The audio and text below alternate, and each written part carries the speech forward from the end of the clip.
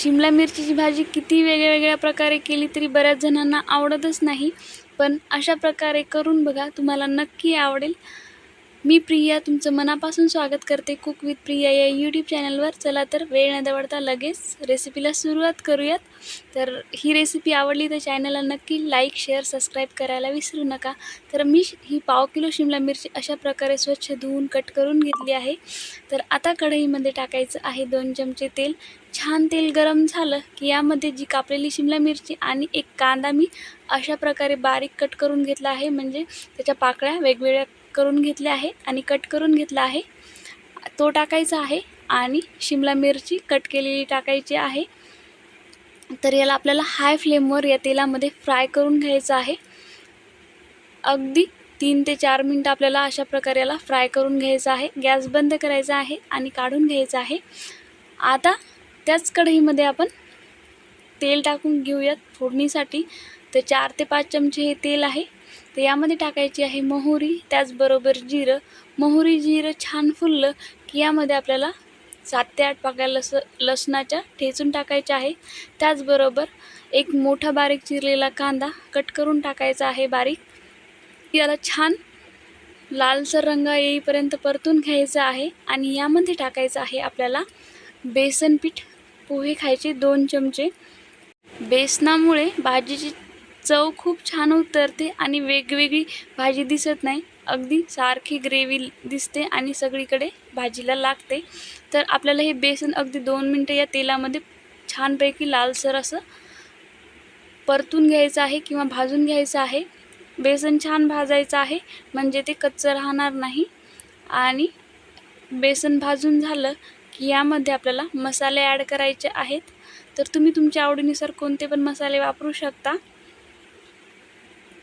तर जवळपास 1 ते 1.5 मिनटं झालेलं आहे आणि हे बेसनही छान भाजत आलेलं आहे. तर आता मसाले ॲड करूयात. तर इथे मी 1 चमचा धनेपूड टाकणार आहे. त्याचबरोबर 1 चमचा लाल तिखट आहे. अर्धा चमचा हळद पावडर आहे. त्याचबरोबर गरम मसाला टाकायचा आहे. घरातलाच ठेवणीतला हा गरम मसाला टाकत आहे अर्धा चमचा. आणि हे आहे पावभाजी मसाला. असेल तर टाका, स्किप केला तरी चालेल. जोही तुमच्याकडं मसाला आहे तो तुम्ही इथं वापरू शकता. त्याचबरोबर जिरेपूड टाकली आहे अर्धा चमचा. थोडंसं पाणी टाकून याला तेलामध्ये परतून घ्यायचं आहे. आणि 7 ते 8 कढीपत्त्याची पानं आहेत जी की तोडून टाकली आहेत. आता इथं 4 ते 5 चमचे दही टाकायचं आहे. हे घरचं दही फ्रेश आहे आणि याला मी चांगल्या प्रकारे विस्करने फेटून घेतलं आहे. आणि दही टाकत आपल्याला हे सारखं फेटत राहायचं आहे, म्हणजे आपलं दही जे आहे ते फाटणार नाही. आपण बेसनाचा वापर केल्यामुळे हे अजिबात फाटत नाही. पहिल्यांदाच आपण बेसन छान भाजून घेतलं आहे. अगदी 1 मिनिट हलवल्यानंतर दह्याला यामध्ये टाकायचं आहे टोमॅटो बारीक चिरलेला.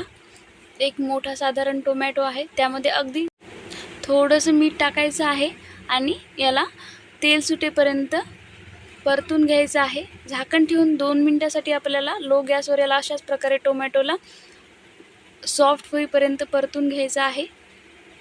तर तुम्ही बघू शकता तेल छानपैकी सुटलेलं आहे आणि आपला टोमॅटोही खूप छान सॉफ्ट झालेला आहे. आता आपण इथं अगदी पाव चमचा इतकी, म्हणजे छोटा हाफ टीस्पून इतकी साखर टाकलेली आहे. पिठी साखर आहे, यामुळे भाजीची चव बॅलन्स होते. आता याला छानपैकी मसाल्यांमध्ये परतून घ्यायचं आहे. सगळे मसाले शिमला मिरचीला लागले पाहिजे. आणि अगदी थोडं पाणी टाकत आपल्याला या गरम पाणी टाकायचं आहे. गरम पाणी टाकून आपल्याला याला 10 ते 12 मिनटं छान झाकण न ठेवता शिजवून घ्यायचं आहे. तर तुम्ही बघू शकता इथं 7 ते 8 मिनिट झालेली आहे.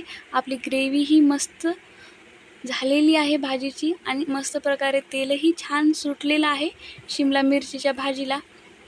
तर यावर कोथिंबीर टाकून आपण याला सर्व करून घेऊया. तर अशा प्रकारची भाजी खायला पोळीसोबत किंवा भाकरीसोबत खायलाही खूप छान लागते. त्याचबरोबर तुम्ही तोंडी लावायला पण ही भाजी बनवू शकता.